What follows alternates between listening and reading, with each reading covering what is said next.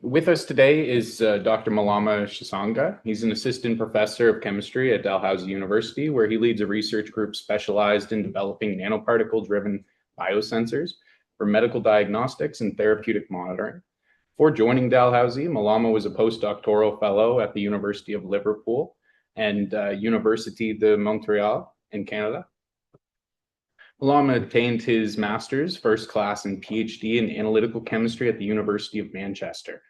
After graduating with a distinction in Bachelor of Chemistry at the Copperbelt University in Zambia. Malama has been awarded several awards to his name. So some of these include different Best Student Awards and Best Graduating Student Awards. And he's awarded the Senate Certificate and Academic Excellence Prize in Chemistry for his distinguished academic achievement. He received the prestigious 2016 Commonwealth Scholarship for the doctoral level, Emerging Analytical Professionals Grant, the 2023 Society for Applied Spectroscopy Travel Award, and was invited to present his research to British parliamentarians and commissioners. Malama's vision is to democratize healthcare, making diagnostic tools accessible to all, including low resource and remote settings. He hopes to achieve this by designing low-cost diagnostic sensors and bioassays that can detect infectious diseases rapidly at the point of need to allow physicians time to prescribe correct antibiotics to improve patient outcomes and antimicrobial stewardship, especially in underserved areas in Nova Scotia and beyond. With that, thanks a lot, Malama. Thank you very much for the nice introduction.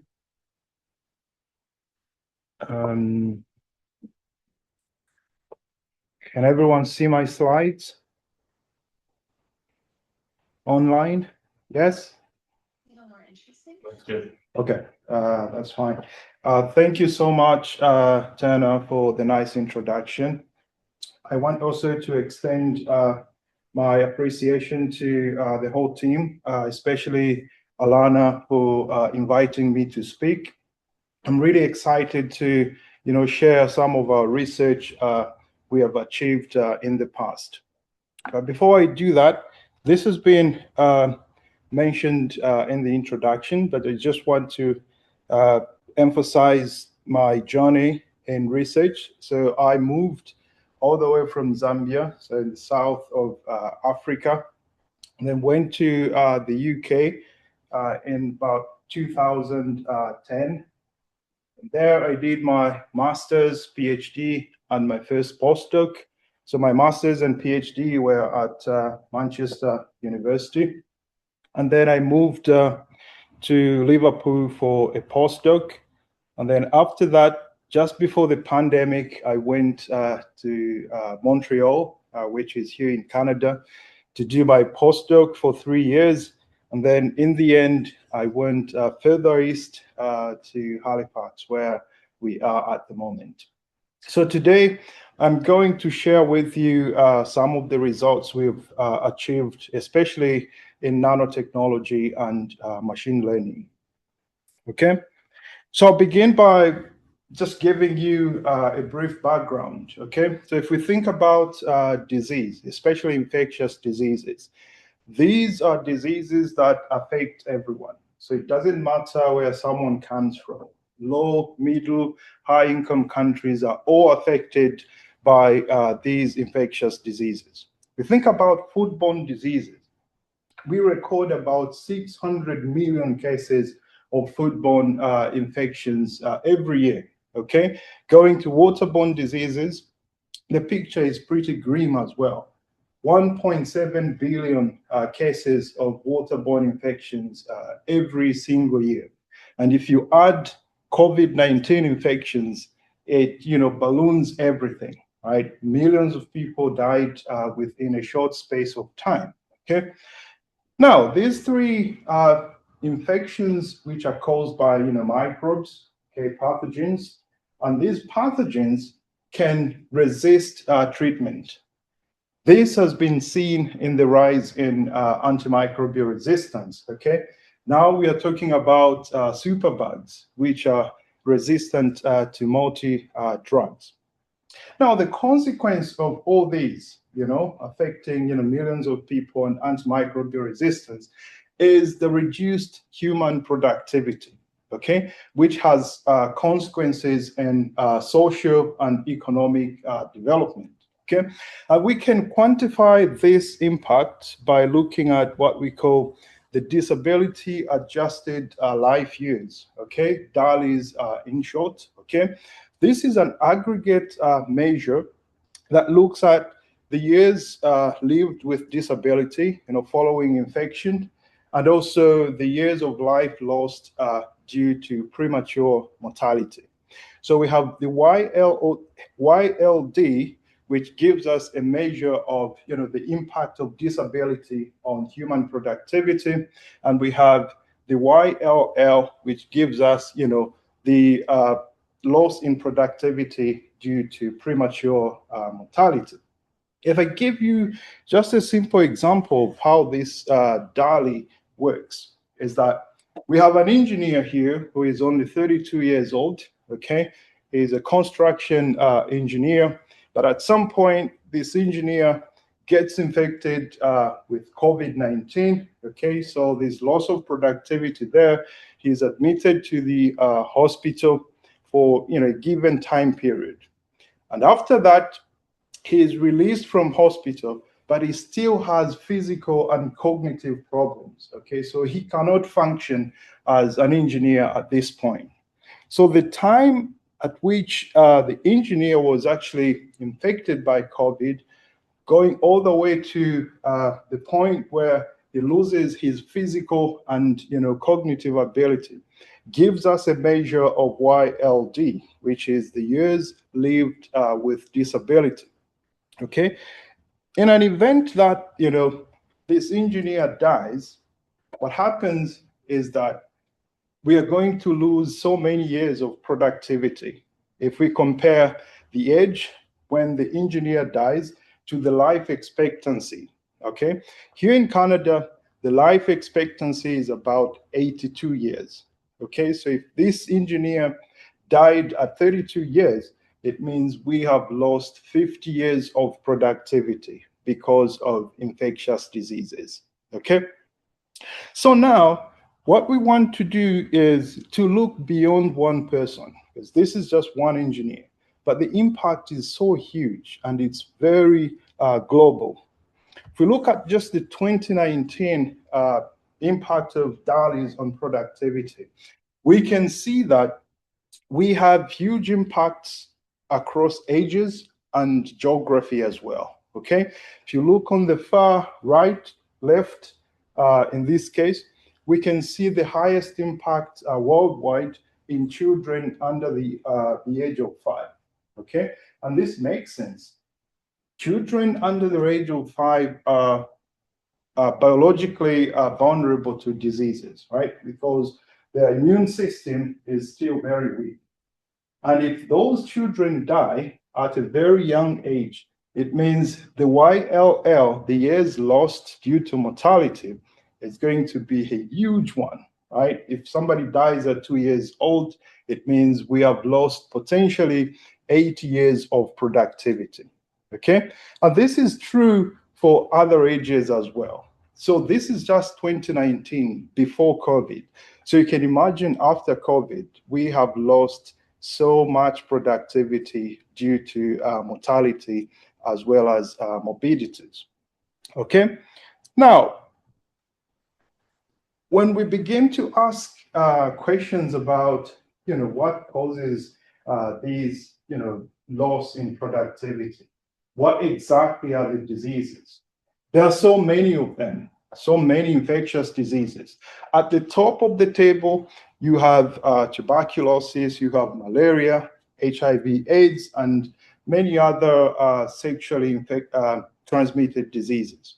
All right, but I just want to draw your attention to two, stages of disease that are very common, especially in the developing world as well as in the developed world. These are foodborne infections. These are quite sporadic, but they occur quite frequently, okay? And most of them, if you move away from the Listeria monocytogenes, we can think about Helicobacter pylori and also Campylobacter jejuni. these are responsible for about 600 million cases of foodborne diseases worldwide. Okay. The next one is E. coli infections, which are very common in waterborne infections and are directly related to things like urinary tract infections, the UTIs, and they can also cause sepsis, which is, bloodborne type of infections. Now, at this point, we need to be asking ourselves, as humans, it's in our nature to try to improve our own health, right? We want to make sure that we live long and enjoy the benefits of life. So to do this, we need to think about creative ways to diagnose infections as well as treating these infections as a function of time, because time is very critical at this point. But there is a challenge which I mentioned at the beginning of the talk. Antimicrobial resistance is rising every day. Okay, when I say antimicrobial resistance, I am talking about a situation where those drugs which were designed to kill specific pathogens for given infections are no longer effective for those infections, which means that there is always a lag in terms of treatment, which causes so many severe complications in the process. Okay, and this is the antimicrobial resistance problem is partly caused by anthropogenic effects, which is overuse or misuse of antibiotics, but there are other causes. And what's so surprising at this stage is that the rate at which pathogens are developing drug resistance is much, much bigger than the rate at which we are developing new drugs. Okay, so the picture is really bad. If you think about the design of true antibiotics, the last time we developed a new antibiotic was over 30 years ago. Okay, so from the time that penicillin was discovered by Alexander Fleming in 1928, we've gone from 1928 to about 1993 when carbapenems were discovered, and nothing else after that. Okay, we can talk about different repurposed drugs, okay, combination of existing drugs. Those are not truly new antibiotics. Okay, and because of this lag in terms of making sure that we design proper antibiotics, we are now losing about 5 million people, okay, due to antimicrobial resistance. And this is just before the COVID pandemic, okay? After the COVID pandemic, we have many more losses in terms of mortality in so many people. Now, the next question we are trying to ask at this point is, what is the full impact of the antimicrobial resistance, okay, before COVID or even after COVID? Okay, and after COVID, we are looking at a period from now going into the future, okay, 30 years from now. If we do a comparison, in just 2020, the deaths due to antimicrobial resistance were around 1.3 million.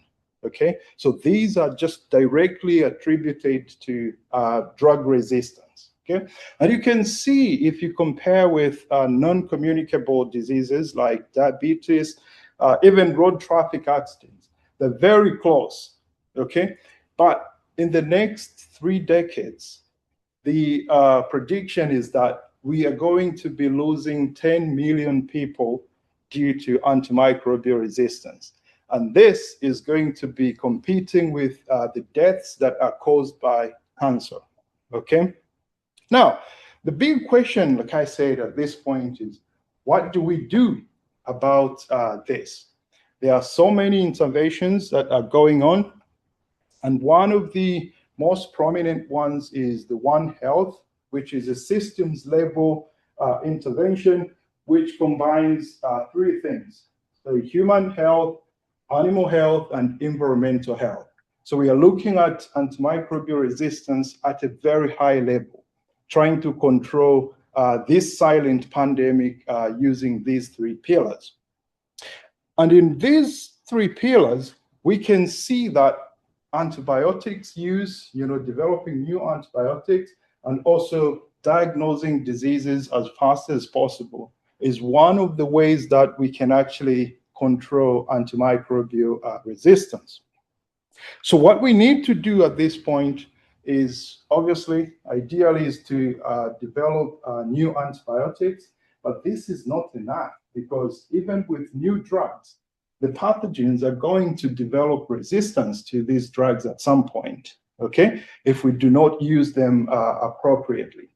So in conjunction with developing new drugs, we need to develop new tools that can help us to detect two things. One, the pathogen itself, being able to identify it, and two, to be able to identify drug resistance as quickly as possible in the pathogens causing diseases. If we can do this early and timely, then we can save so many lives, and we can also save some of the drugs for other infections. So this is exactly what takes us to trying to develop something that is really fast, something that has two functions. One, to be able to identify the pathogens, and two, to be able to identify, resistant pathogens too. Okay, but the current methods cannot, give us this type of, advantages. All right, this is because if you think about the conventional method of detecting pathogens, we take a two-stage process. Okay, when someone is infected, we take the samples, and then once we take the samples, we have to culture the samples, okay? So cycles of cultures. Then after that, once we identify the pathogen, we can then perform some type of analytical technique, in this case, MODI, mass spectrometry, to be able to identify the exact cause of the disease, okay?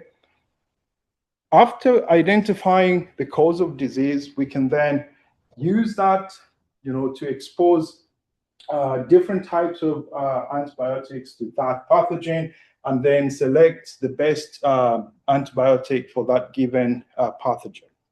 But the problem with this technique is that it takes so long, okay? So just the culturing step itself takes over 3 days, okay? And that's for pathogens that grow very fast.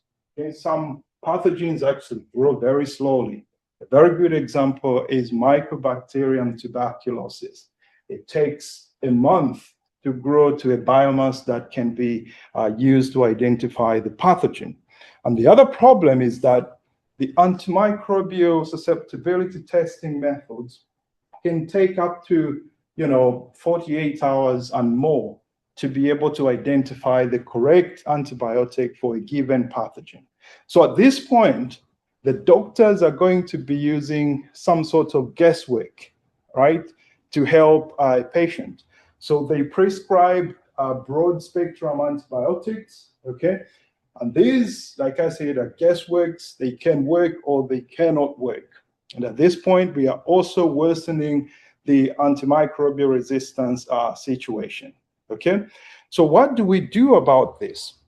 In our lab, we try to bypass the culture step because this is the limiting step in this whole process, and then look at single cell analysis. Okay, for single cells, we do not need to culture them. So we can just get the samples and then isolate the single cells and do the analysis directly.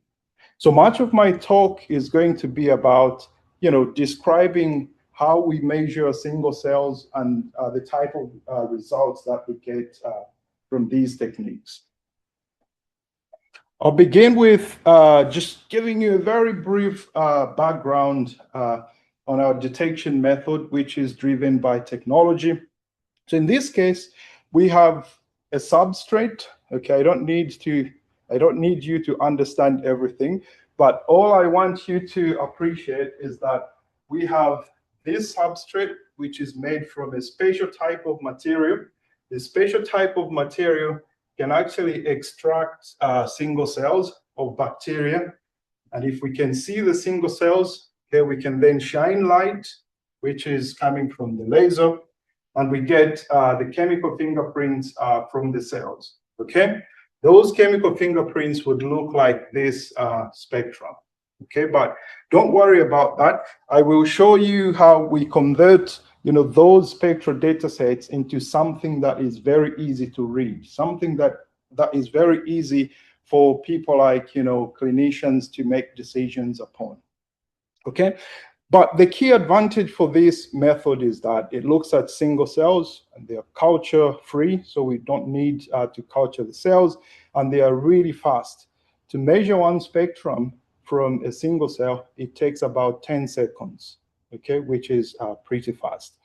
And we use very simple techniques. As you can see on the left-hand side here, we have a tiny device here which allows us to shoot a laser light onto the sample and measure the chemical fingerprints from individual cells, as you can see here. So this is how the chip looks like. What you see here is exactly a special type of material that I described on the right-hand side. So we have tiny holes here which trap single cells, okay?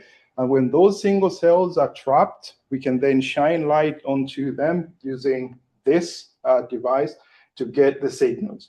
And if you look at, scanning electron microscopy images, the cells look like this. So single cells on a given surface. But you're probably asking about, the output. Looking at, the spectrum is really difficult to interpret. This is where we bring in machine learning.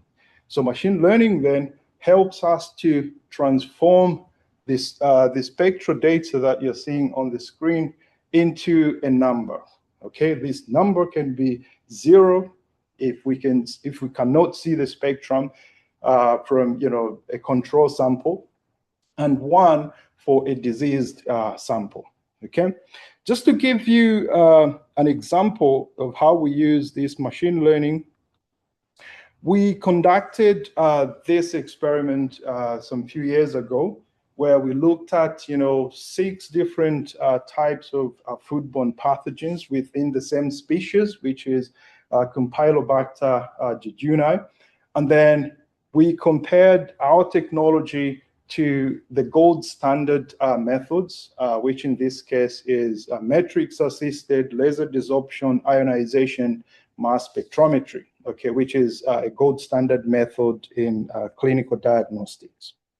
And when we look at the results, on this chart you see on the left-hand side, I don't need you to know anything about principal component analysis, okay? All you can see here is that we can distinguish different signals coming from different strains of bacteria. So the ones you see with abbreviations, CJ, PG, and so many others are different species of bacteria. And we can separate them from each other based on those chemical fingerprints which I showed in the previous slide. So we are converting those complex spectra into something that is easy to read at this point, okay? Then we compared this with the gold standard method, which is MODI, and you can see the distribution of the clusters here, that we can separate the same strains using MODI. So the structure of this clustering pattern is kind of the same in both cases, okay? And when we do classification and prediction, we can see that the accuracy in both cases is about 96%. So 98 for our device and then 95 for the gold standard. So there's no statistical difference in terms of the accuracy. But the key advantage is on the turnaround time, okay? using our device, we could see the results in a short space of time, within 1.5 hours, okay? Compared to the gold standard, where we see the results after 3 days, all right? So there's a 50-fold quickness in terms of our device compared to the gold standard, all right?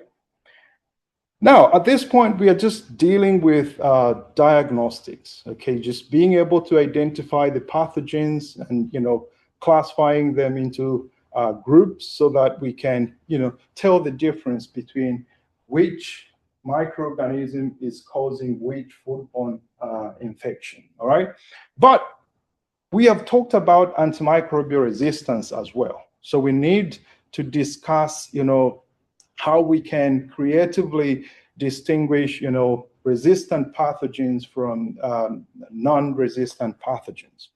So in this case, what we tried to do was we got E. coli cells, okay? So these pathogens are susceptible, and another group which is resistant. So these two classifications are quite broad. So we're just looking at the extreme ends of resistance or susceptibility, okay? And by susceptibility, we are looking at, those cells which can be killed by a given antibiotic. So those that can succumb to the antibiotic treatment. And the resistant ones are those cells which will not die even when we increase the concentration of the antibiotic beyond what we call the minimum inhibitory concentration, which is the lowest concentration of the antibiotic that either inhibits the growth or just kills the pathogens, okay? And when we look at the results for this, we tend to see a very nice pattern. So for susceptible pathogens, you can see we have 3 variables, okay? So the first 2 variables are measuring metabolism, so the activity of cells, okay? And then the third variable is giving us an indication of the number of cells in a given volume of the growth medium, okay? And we can see that for all these 3 variables, there was no change over time when the cells were exposed to an antibiotic, which in this case was trimethoprim, okay? So we can say that these pathogens were sensitive to trimethoprim, okay? So trimethoprim was able to inhibit the growth and potentially kill the cells in that group. But when we look at the resistant pathogens under the same conditions, everything was the same. We can see that the activity is increasing for the cells over time. And this is, it is also supported by the rate. So if you see, the rate is just the intensity shift to give us the activity of cells. And then we have the blue curve here, which gives us the increase in the number of cells in a given volume, okay?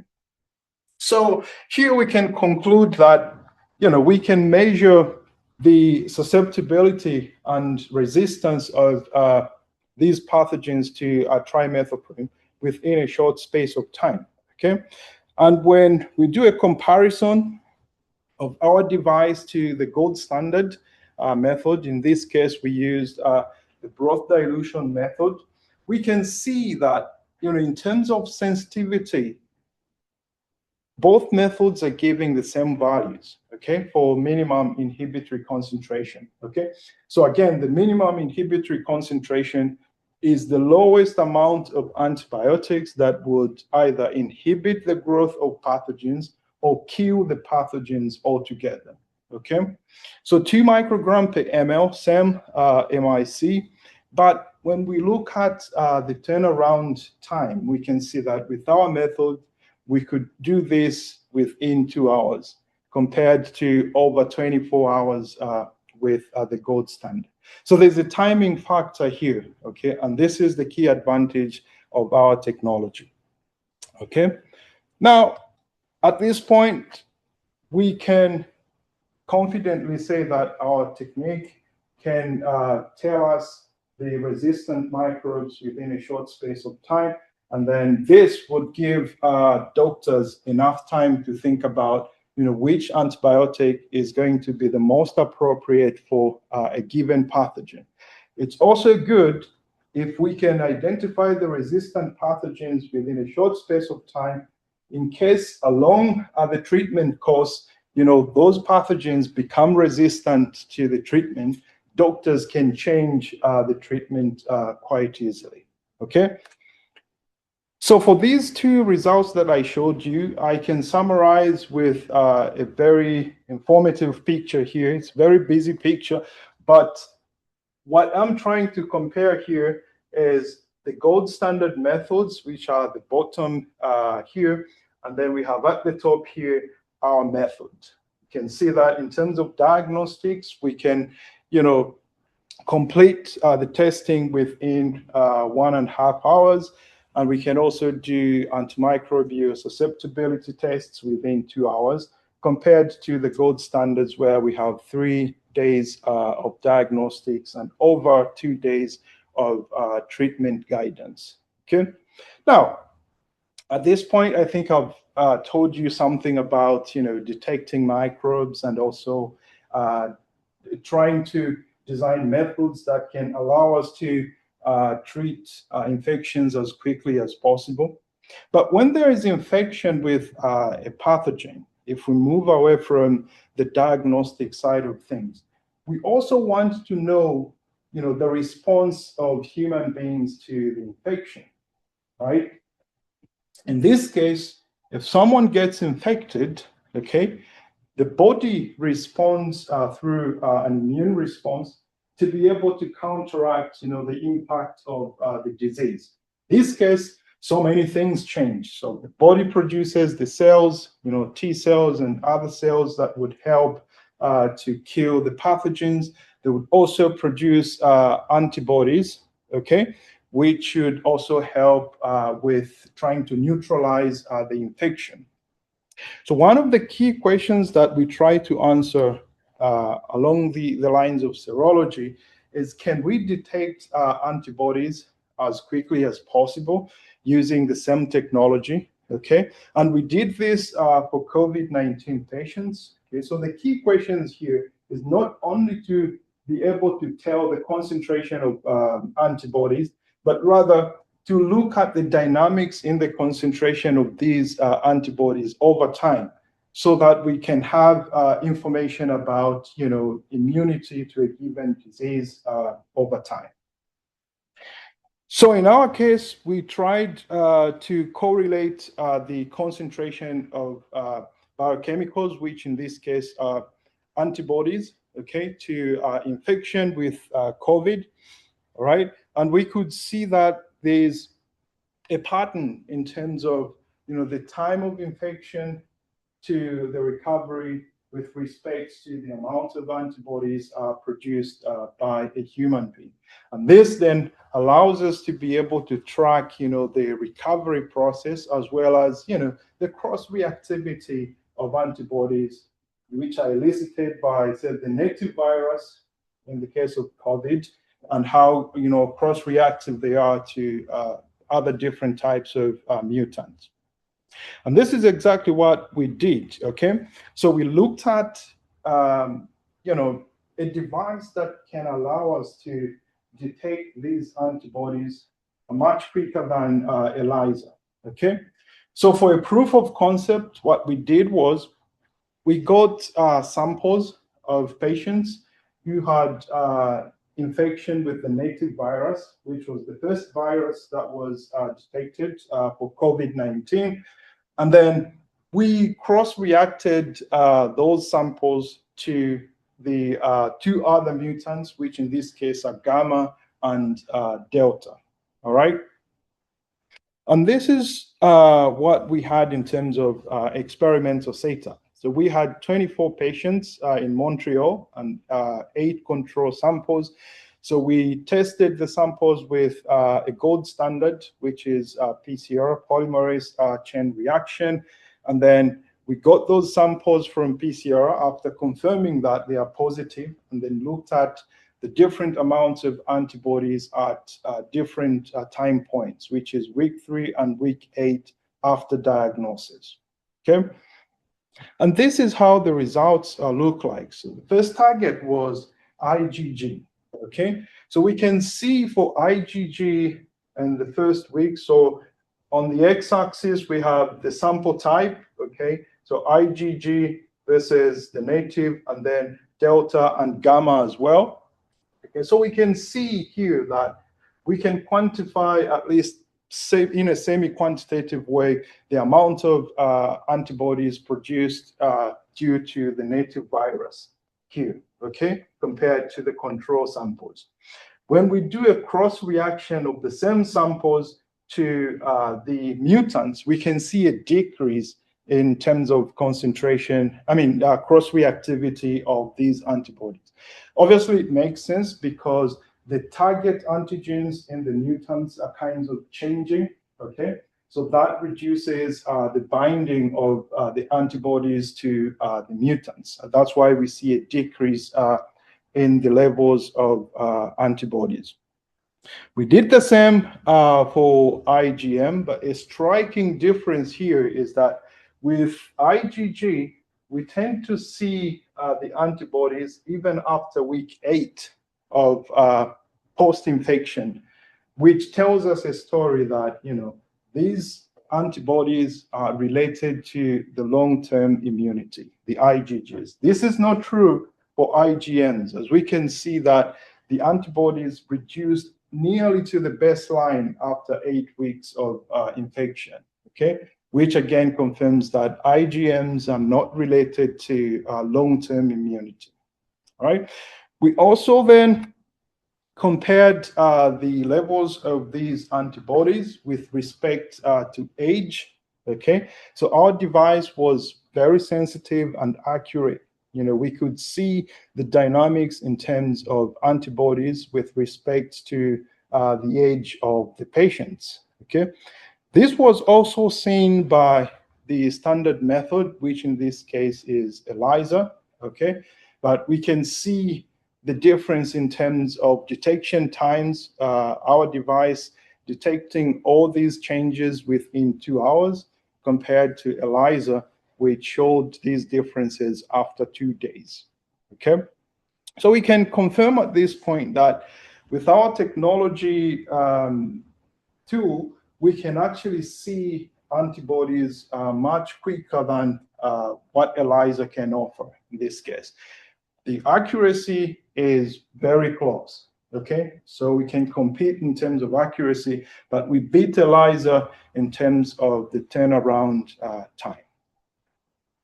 So at this point, I hope I, convinced you that we can have this tiny technology, which is micrometer in size, coupled to a portable device, okay, which would allow us to rapidly detect infectious diseases through the identification of pathogens. And we can also identify the resistant pathogens within a short space of time, okay? On average, our method can identify antibodies, pathogens, and drug resistance within 2 hours, okay?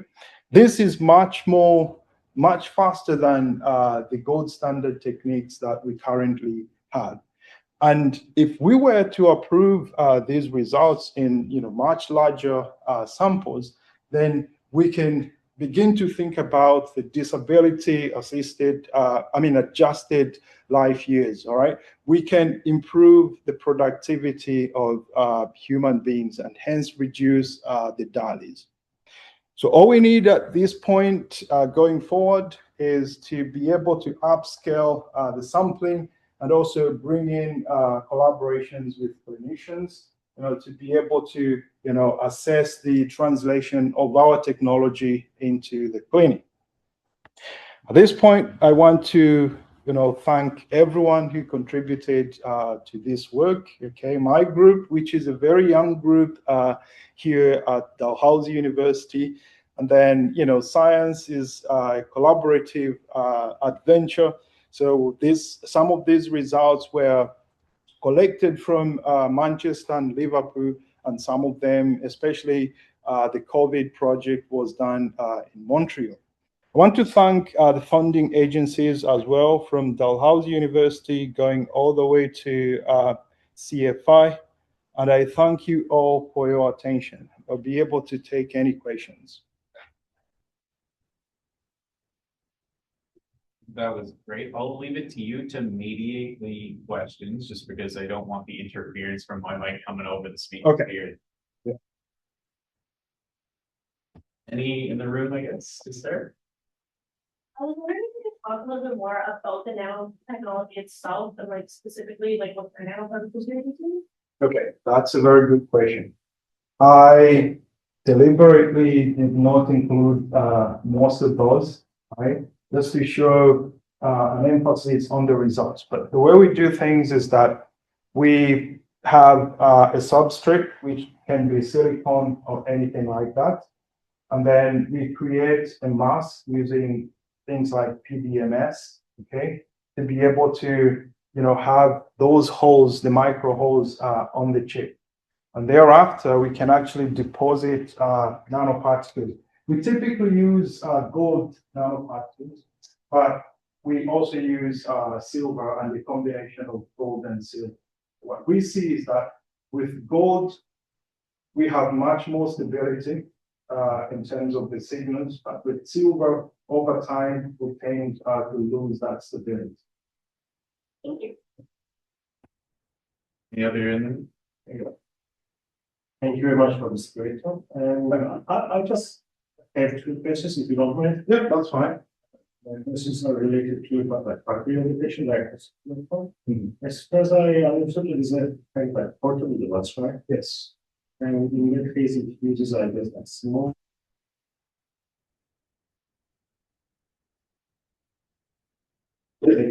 Yeah, so we typically use some microliters of something. And actually, my question is about sometimes bacteria are just pre-diluting a sample, and it's we perform any trade,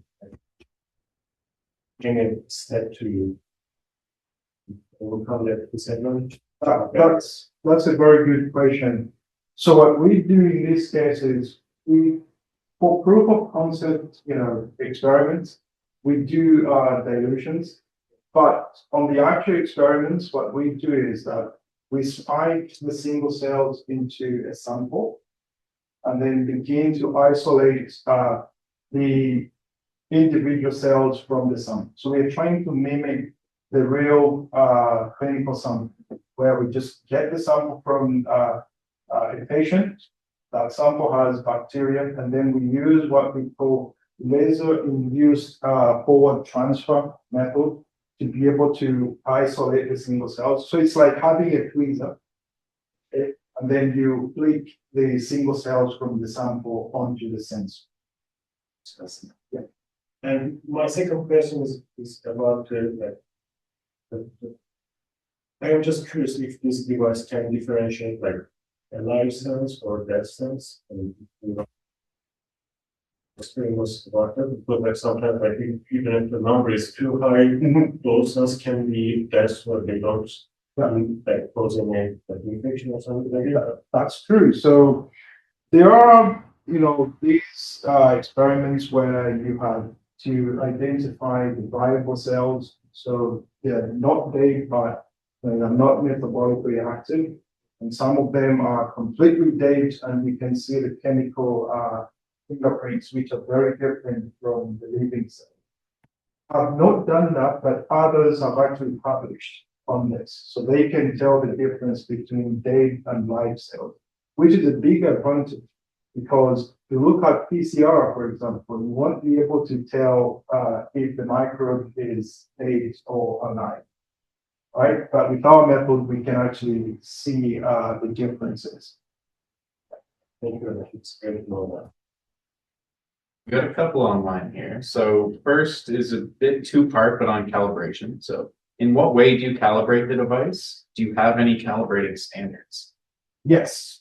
So in our system, we have an internal standard, okay, which is built-in instrument. So we can calibrate for anything, wave number shifts or things like that, okay? And then we have external calibrants as well, where we use well-known chemicals with well-known peak profiles. So we can test that before doing the actual experiment. And then apart from having the chemicals themselves, because we're dealing with bacteria, which are completely different from the chemicals, we also use purified versions of bacteria cells, okay? So we can see the spectral profiles of, the single cells that we would expect to see for the same bacteria in a clinical sample. So we have a multi-step calibration process to ensure that everything is working very well. We got one more online. What inspired the creation of this device? That's a very good question. There's something I never mentioned at the beginning of the lecture that made me to move from Zambia to Manchester. It's because, I've seen experiences where patients, especially in remote settings, have no access to, detection devices. So those medical devices are never there. So they have to travel all the way from remote, places to centralized facilities in big cities. Well, already feel bad. Exactly. Yeah. Yeah. So it's a big problem. So because of that, I thought about, closing the gap. If I can make, something that is easy, something that is portable, we can do the reverse. Instead of those patients traveling to the cities, we can actually travel from the cities to those remote places and be able to, screen patients for different pathogenic infections. We have a follow-up from the same person on that one, just about the cost efficiency of the device compared to different gold standards that you mentioned. It's quite efficient. So for the gold standard tools, I think for things like PCR and MALDI is very expensive. It's a mass spectrometry technique. ELISA is not very expensive in terms of, the tools themselves, but the chemicals. So the running costs are quite high compared to our method. So in our method, we don't need any chemicals that much. So all we need is 2 reducing and oxidizing agents. Once we make those, the rest are very, very low cost materials we can deal with. But going forward, because we have shown the proof of concept, we can actually scale down the cost, okay, without, having problems with sensitivity or accuracy.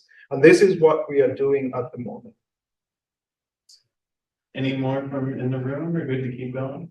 All right. If you have a MALDI, you have a lot of matrix effects. Does your device have any matrix effects?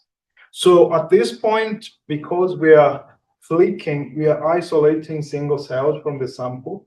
So we don't have that much matrix effect because, single cells are kind of, 1 to 3 microns in dimensions. So there isn't too much around, those cells when we isolate them from the samples. And one other thing about, the technique, which is Raman spectroscopy, the readout technique, it's quite specific to a given set of biomolecules present in bacteria. So those will give us very strong signals compared to anything else around the cell. So there's that selectivity in terms of the output. So I don't see any more online. Any last questions from anybody? Or I'd say probably good to thank Malama for this. That was awesome.